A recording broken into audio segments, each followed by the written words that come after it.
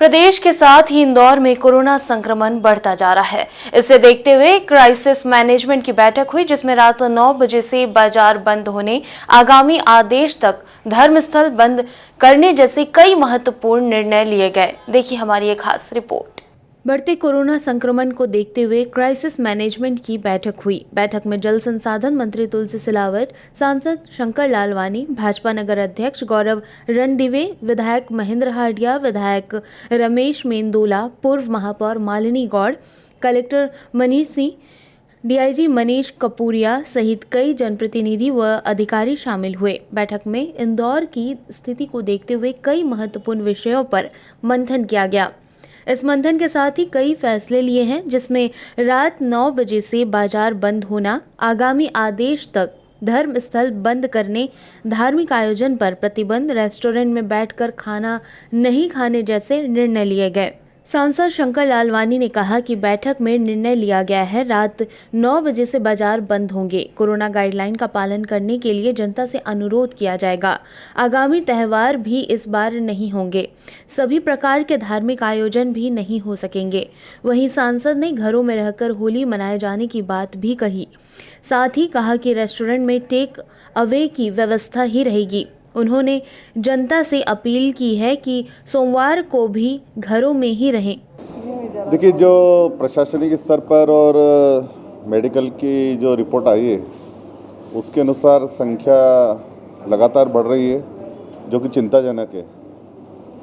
और माननीय मुख्यमंत्री जी ने भी इस ओर चिंता व्यक्त की है। प्रदेश से जो एक ऑर्डर आया है उसमें कुछ चीज़ें स्पष्ट उन्होंने निर्देश दिए हैं कि रात का जो समय है वो सबको हमको मालूम है, लेकिन अगर इसमें समय कमी करना है तो इस क्राइसिस मैनेजमेंट ग्रुप को दी थी प्रशासन का, और हम सब ने बैठ के ये निर्णय लिया कि अब 9 बजे से बाज़ार बंद होंगे। और सबसे फिर से हम सब लोग निवेदन करेंगे कि उन सब चीज़ों का ध्यान रखें जो इसके लिए आवश्यक है। मास्क हो, सामाजिक दूरी हो, इनका सब अनुरोध भी करेंगे। आने वाले त्योहारों को, जैसे प्रदेश का निर्देश है, आने वाले त्यौहार इस बार नहीं हो पाएंगे। मेरी होली मेरे घर के अंदर हम होली मना सकते हैं। धार्मिक कार्यक्रमों पर भी इस बार जिस प्रकार संख्या बढ़ रही है कोरोना के पेशेंट की, तो सभी प्रकार के धार्मिक आयोजन भी नहीं हो पाएंगे। और ख़ास करके जो हमारे बड़े मंदिर हैं और बाकी धार्मिक स्थल हैं वो भी आगामी आदेश तक बंद रहेंगे। होली पे हम निवेदन करेंगे, क्योंकि होली के दिन, धुलंडी के दिन हम सब पूरा बाजार शहर बंद ही रहता है, तो हम सबसे निवेदन करेंगे इस बार घरों में रहें। और अगर आपको होली मनाना है तो अपने परिवार के अंदर ही सुरक्षित रूप से मनाएं, न कि सार्वजनिक रूप से। कलेक्टर मनीष सिंह ने कहा कि बैठक में कई महत्वपूर्ण निर्णय लिए गए हैं। इसमें मुख्य रूप से रात 9 बजे बाजार बंद करने, रेस्टोरेंट में सिर्फ टेक अवे की व्यवस्था रहेगी। सभी धर्म स्थल को पूर्ण रूप से बंद किया गया है। सभी प्रकार के धार्मिक आयोजन पर भी प्रतिबंध रहेगा। धुलेंडी पर अनावश्यक आवाजाही नहीं करने दी जाएगी। इससे पहला कि रात में 9 बजे, जो अभी 10 बजे सब दुकानें, अभी व्यावसायिक संस्थान बंद करने का निर्णय हुआ था, उसमें क्राइसिस मैनेजमेंट ग्रुप का यह मत था कि 8 बजे की बजाय 9 बजे से बंद किया जाए। होटल्स में टेक अवे रहेगा। दिन भर होटल्स में बैठ के खाना नहीं खाया जा सकेगा, टेक अवे पैक्ड दे सकेंगे वो, किंतु 9 बजे होटल का रेस्टोरेंट पार्ट बंद हो जाएगा, जो रेस्टोरेंट वाला हिस्सा रहता है, और उनकी किचन चालू रहेंगे और एक काउंटर से वो टेक अवे 10 बजे तक दे सकेंगे। जो बच्चों की मेस चलती हैं, हॉस्टल्स वगैरह, क्योंकि बच्चे आ गए हैं, उनके मेस रहती है, उसको रेस्टोरेंट नहीं माना जाएगा तथा मेस उनकी चालू रह सकेगी। उसमें किसी प्रकार का वो नहीं है। अगर 10 साढ़े 10 बजे तक खाना, क्योंकि अंदर का पार्ट रहता है वो, तो रेस्टोरेंट की तरह बच्चों के हॉस्टल्स में, मेस में कोई प्रभाव नहीं पड़ेगा। उसके अतिरिक्त सभी प्रकार के धर्मस्थलों को बंद करने का निर्णय लिया गया है। सभी धर्मस्थल पूर्ण रूप से बंद रहेंगे। सभी प्रकार के धार्मिक आयोजन जो आने वाले समय में होने वाले हैं, सार्वजनिक जगहों पे बिल्कुल नहीं हो सकेंगे। प्रतिबंध रहेगा। ना ही चौराहे, ना ही सड़क, ना ही गलियाँ, ना ही खुले मैदान में कोई कार्यक्रम हो सकेंगे एकत्रीकरण के, ना ही कोई जुलूस के रूप में चल सकेंगे। उसमें पूर्ण रूप से प्रतिबंध रहेगा। संडे के लॉकडाउन के साथ साथ मंडे को भी, चूँकि सब व्यावसायिक धुलंडी होने के कारण व्यावसायिक प्रतिष्ठान बंद ही रहते हैं, उस दिन भी लॉकडाउन सरीका ही माहौल रहेगा तथा उस दिन भी लोगों को अनावश्यक आवाजाही बाहर नहीं करने दी जाएगी। उस पर रोका टोकी होगी। कोई इमरजेंसी आती है तो लोग आ जा सकेंगे। कलेक्टर मनीष सिंह के मुताबिक शादी के आयोजन व शव यात्रा में संख्या सीमित कर दी गई है। वहीं सभी तरह की पार्टियों पर भी रोक लगाई गई है। जिम, स्विमिंग पूल, क्लब भी बंद करने का निर्णय लिया गया है।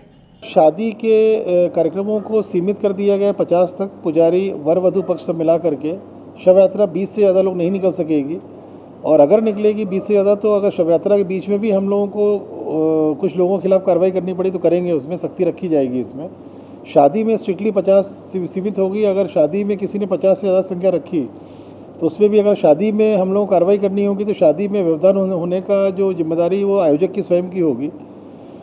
किसी भी प्रकार के मैरिज गार्डन, किसी होटल के बैंक्वेट हॉल या किसी भी इस तरह के हॉल में किसी प्रकार का भी जन्मदिन का समारोह या किसी के एनिवर्सरी का समारोह या किसी अन्य तरह की पार्टी या फार्म हाउस की पार्टी किसी भी प्रकार से 24/7 अब आगे आने वाले समय प्रतिबंधित रहेगी अग्रिम आदेशों तक। कलेक्टर मनीष सिंह ने कहा कि 24 घंटे तक ही दुकानों को सील करने का निर्णय लिया गया है। इसके साथ ही अर्थदंड भी लगाया जाएगा। मास्क की जागरूकता के लिए जनप्रतिनिधियों द्वारा कार्यक्रम निर्धारित किया गया। शहर के मुख्य मंदिरों के बाहर काउंटर से मास्क व सैनिटाइजर का वितरण किया जाएगा। एक और निर्णय लिया है क्राइसिस मैनेजमेंट ग्रुप ने कि जो सील कर रहे हैं हम लोग दुकानें, उसमें कई बार कई ज़्यादा दिनों के लिए हम लोग सील करके रखते हैं, तो उसमें सम्मानीय सदस्यों ने आपत्ति भी ली और माननीय व्यापारी गणों के व्यवसाय को देखते हुए निर्णय लिया कि 24 घंटे से ज़्यादा सील नहीं रहनी चाहिए। उस 24 घंटे के बाद छोटी दुकानों में 500 रुपये अर्थदंड और बड़े संस्थानों में, बड़ी दुकानों में 1000 रुपये अर्थदंड करके खोला जाना होगा। तो ये जो सील करने की कार्रवाई होगी, एक सांकेतिक अर्थदंड स्वरूप ये कार्रवाई की जाएगी, ये भी सम्मानीय सदस्यों ने कहा है। अवेयरनेस को लेके मास्क और वैक्सीनेशन पे भी चर्चा हुई है। वैक्सीनेशन में भी सभी जनप्रतिनिधियों ने बोला है कि इन्होंने मोबिलाइज़ करना शुरू कर दिया है और उसमें रिजल्ट्स आ रहे हैं। कुछ वार्ड्स में नहीं है केंद्र अभी टीकाकरण के, उसके लिए भी चर्चा हुई है। उसमें भी प्रशासन शीघ्र ही उन वार्डों में भी उपलब्ध कराएगा टीकाकरण केंद्र। कुल मिलाकर देखा जाए तो इंदौर में लगातार बढ़ते कोरोना संक्रमण को देखते हुए बैठक में कई महत्वपूर्ण निर्देश शहर हित में लिए गए। Bureau report, MP news, Indore.